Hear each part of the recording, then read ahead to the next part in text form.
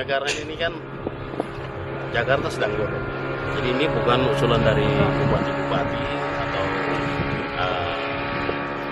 dari siapapun, organisasi manapun, tetapi pemerintah melihat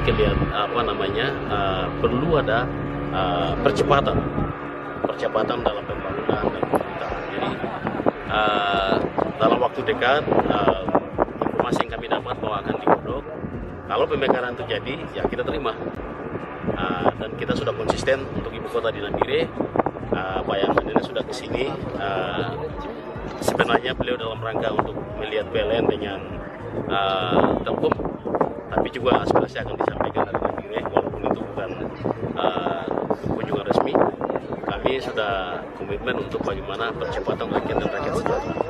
Jadi kalau pemekaran itu datang, ya kami terima. Alasan dipilih Nabire? Kita itu kan Paniai Lama.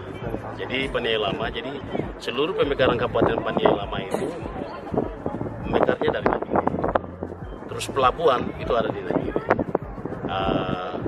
Kalau ibu kota provinsi itu ada di seluruh utara, Jayapura, Nabire, Manokwari, pelabuhan lautnya juga bagus dibandingkan di selatan, Lumpur dan lain-lain. Jadi terus akses jalan dari Nabire ke beberapa kabupaten sampai di puncak itu, kalau dari sini sampai di Intang sudah terbuka, puncak sampai di Beoga. Jadi sedikit lagi sudah masuk Ilaga. Artinya akses jalan kita tidak perlu setengah mati lagi. Dari Nabire sudah bisa sampai di puncak Jaya, sampai di Pamer. Itu membuat kami memilih Nabire untuk percepatan pembangunan di daerah ini. Yang pertama, pemekaran provinsi ini kan amanat Undang-Undang Otsus pasca perubahan. Ya. Jadi revisi Undang-Undang Nomor 21 tahun 2001, kemudian kita revisi ke Undang-Undang Nomor 2 tahun 2022. Ya, itu amanat Otsus bahwa pemekaran wilayah Papua ini lebih spesifik dan khusus diatur oleh Undang-Undang Otsus dan tidak diatur oleh undang-undang lain yang sifatnya general di Republik ini. Jadi memang semua wilayah di Indonesia menginginkan pemekaran yang sama, tapi sementara ini kan pemerintah melakukan moratorium untuk seluruh Indonesia. Tapi dengan adanya revisi Undang-Undang 21 nomor 21 tahun 2021 yang sekarang sudah berlaku Undang-Undang nomor 2 tahun 2022 tentang otonomi khusus Papua dan Papua Barat, maka semua pemekaran wilayah di Papua itu diatur oleh Undang-Undang Otsus. Oleh sebab itu Undang-Undang Otsus mengizinkan pemerintah kapan saja bisa melakukan kebijakan dan langkah-langkah pemekaran wilayah otonomi baru di Papua. Karena salah satu syarat di situ bahwa pemekaran di Papua tidak melalui daerah persiapan.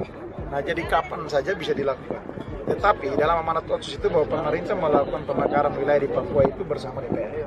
Dengan DPR, sehingga pemerintah tidak bisa sendiri. Pemerintah harus berkonsultasi dengan DPR terkait dengan kebijakan pemekaran. Nah, tahun ini kan yang sementara ini rencana pemerintah pusat yang sampai dengan saat ini disetujui oleh Pak Jokowi itu 3 provinsi. Tapi sementara amanat Otsus pemekaran provinsi di Papua itu sesuai dengan pembagian wilayah adat. Dalam pasal penjelasan juga, pasal 70, 71, di dalam pasal penjelasan kita masukkan bahwa pemekaran berdasarkan wilayah adat. Sehingga kita inginkan untuk pembagian wilayah di Papua harus berdasarkan wilayah adat. Sehingga kultur masyarakat ini tidak dipeta-petakan, tapi mereka bisa bersatu di satu wilayah tersebut. Dengan demikian, harapan kita 3 provinsi yang nanti naik ini akan dibahas oleh pemerintah dan DPR. Jadi tidak final, entah pemekaran misalnya itu harus di Papua atau di Papua Pegunungan atau Papua Selatan, kemudian sekarang Papua Barat Daya juga harus ada masuk, Papua Utara. Nanti tergantung kriteria yang dibahas pemerintah dengan DPR mana yang memenuhi syarat untuk harus kita lakukan. Prinsipnya bahwa pemekaran ini memperpendek rentang kendali pemerintahan untuk menjangkau masyarakat kita yang ada di pelosok. Tetapi kita juga nanti akan minta untuk protek kebijakan, ya, agar pemekaran ini tidak membuat orang asli Papua juga jadi penonton. Jadi orang asli Papua harus diberikan peran yang besar. Kita berharap sehingga masyarakat itu merasa bahwa ketika perubahan kebijakan pemerintah, keberpihakan kita kepada mereka itu jelas. Nah, kemudian soal dengan ibu kota dan lain sebagainya itu akan kita bahas dengan dari geografis wilayah dan sebagainya yang bisa dilakukan. Jadi saya pikir termasuk juga dengan masalah ekonomi itu akan jadi pertimbangan untuk menetapkan ibu kota di mana. Dan tentunya pasti ibu kota provinsi pun juga akan kita atur dalam. Jadi tidak sekali lagi menjadi tarik-menarik, termasuk antara ini saya minta untuk batas-batas wilayah harus diatur dengan baik, sehingga nanti pada saat mekar nanti tidak jadi tarik-menarik lagi seperti sekarang. Kabupaten kota masih terjadi konflik masalah tapal batas itu antara wilayah kabupaten yang satu dengan kabupaten yang lain.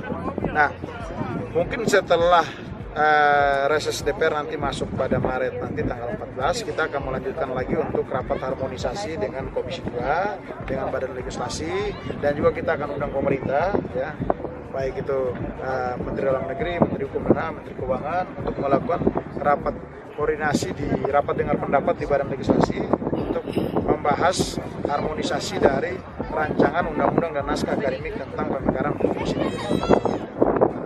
Nah, mudah-mudahan harapan kita dana otsus kita akan hitung ulang lagi supaya pada saat pemekaran uang ini akan bisa dialokasikan cukup untuk membiayai aktivitas pemerintah provinsi dan juga kabupaten kota yang ada di Papua.